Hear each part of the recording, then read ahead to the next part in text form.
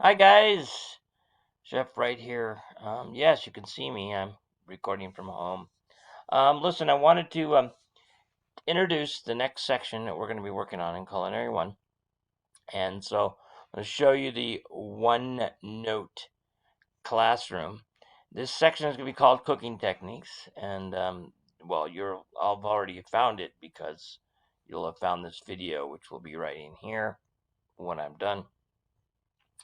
Of course, we start off with the chapter.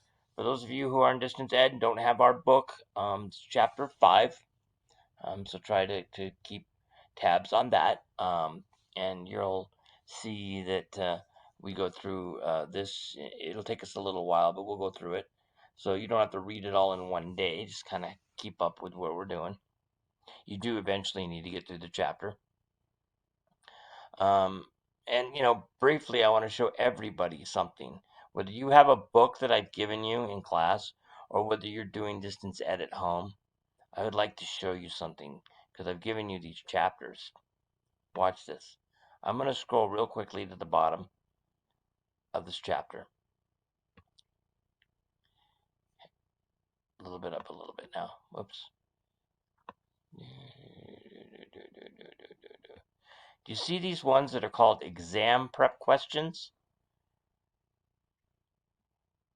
I can tell you those are questions that will be on your final exam for the semester. The exact questions. So if you go through these exam prep questions on the end of every chapter, you'll be in good shape. Now, to find out who's watching my videos, some of you distance ed learners at home may not have all the exam prep questions from chapter 1 through 6. So, if you send me a message, I'll make sure to send you the exam prep questions for those chapters. Okay, commercial over. Back to the video. All right, so knife sharpening. I had made a video with a student, with one of our seniors, last year, and I can't find it. I've lost it someplace. Who knows? I probably deleted it, and it's off in the data abyss. So I found one that's quite similar to my style, technique, and my thoughts online. And it's 3 minutes. There was another one that was really good, but it was 30 minutes long, and I didn't think I wanted you guys to have to watch that long. So, knife sharpening. Some of you may have sharpeners at home, some of you may not. So it's just a style. I don't need you guys at home to run out and grab a 40, 50, or the student that I used last year has a $250 sharpening stone kit. But keep in mind he's a senior. He's going into culinary.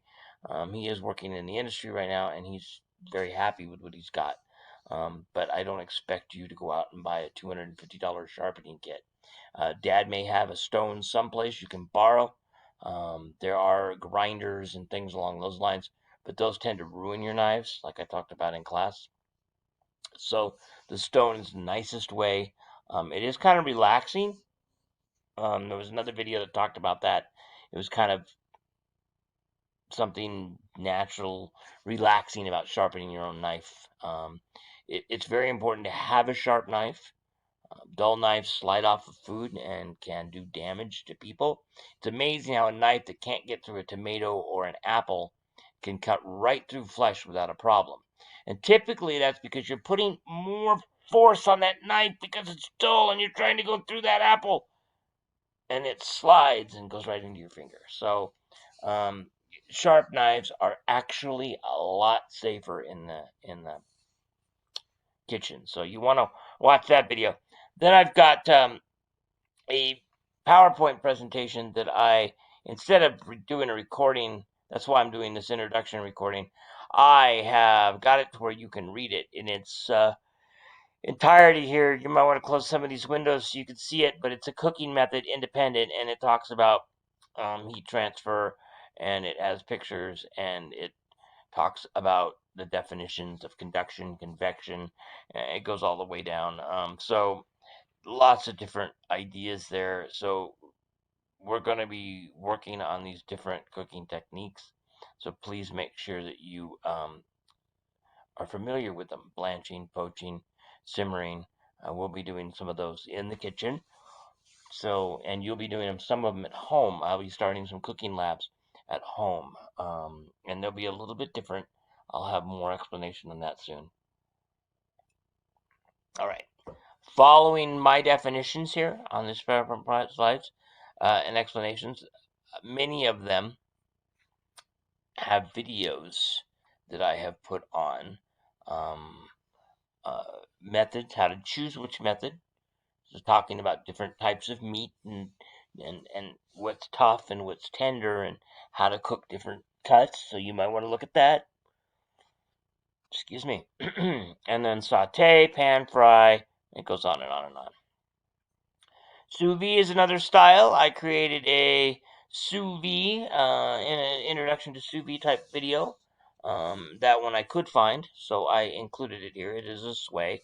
So this is the link. You just click on that and it'll open it up for you. Chicken fabrication, a couple of different things. This is a operation sheet. So for those of you in class or at home, you're going to have this with you when you cut. And it's talking about setting up your mise en place, how to clean, how to cut through the chicken, instructions all the way through in your steps. Okay, so that's there's a rubric, and this is kind of what this might be a little bit harder for me to grade for those of you at home, but some of the things I'll be grading, there won't be a uniform violation at home because many of you don't have uniforms yet. But I'll be looking for a station setup picture, cutting board safety, safe knife handling. So if you show me a picture where you're not holding your knife very correctly, I might grade you down a little bit there. But yeah, I do want pictures throughout the steps of the 8-way, and I want to see your final cuts, and I want to see them pretty close up. So we'll talk more about that later. I will be adding a chicken fabrication video next week, so come back and look for that video. I don't expect you guys to run out and cut chicken today, just because I posted it. It's a holiday. But I do expect you to be fabricating some chicken in the next week or two. And once you do that, and once you can fabricate chicken, I mean, you can save mom and dad a lot of money because whole chickens are typically cheaper than buying the cut up legs and thighs and breasts and wings and all that stuff. So you can save mom and dad money by cutting up the chicken. And there's several different ways to do it. The chicken fabrication we're going to talk about is an 8-way chicken fabrication. It's the same one Colonel Saunders at Kentucky Fried Chicken is using now, where you end up with 2 legs, 2 wings, 2 thighs, and 2 breasts. Two breasts. There, two, and 2. So that's 8 pieces. You also end up with a carcass that can go in the stock pot. We'll be talking more about stocks a little bit later on down the road. So, for those of you at home, I highly recommend you take those carcasses, wrap them up in plastic wrap and foil, and stick them in your freezer. Okay. Unfortunately, because of the hybrid situation, and it's only seeing kids every 4 days in class, and not even seeing some of my distance ed kids. I've never even met some of you guys, which I'm kind of hurt about. I love all you guys. We will not make it to chapter 6 this semester, which is stocks and sauces. We are running behind. Otherwise, we should be starting chapter 6 now. And that I blame on the COVID and the distance ed and all that other stuff, and the way that education's kind of slowing down to meet the demands. I mean, it's not your fault. It's not really my fault.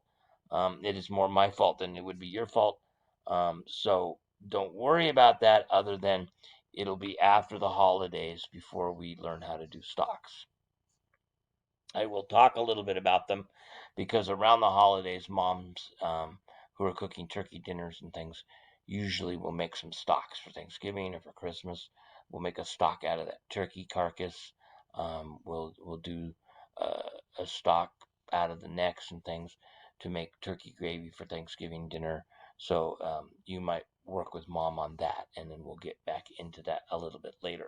Mom may not call it a stock, but she's making the gravy from the drippings and things along those lines. So we'll talk about that a little bit more later. Okay, so if there are any questions, reach out to me. I just want to know who's watching my videos, so I now know that how to do that. I put a little Easter egg in this video, so hopefully you guys are watching it. So have a great day. And if you do watch it over the Nevada Day holiday weekend, be safe out there trick-or-treating if you're going to do that. And don't eat too much candy. Remember to set your clocks back Saturday night 1 hour. And see you later soon.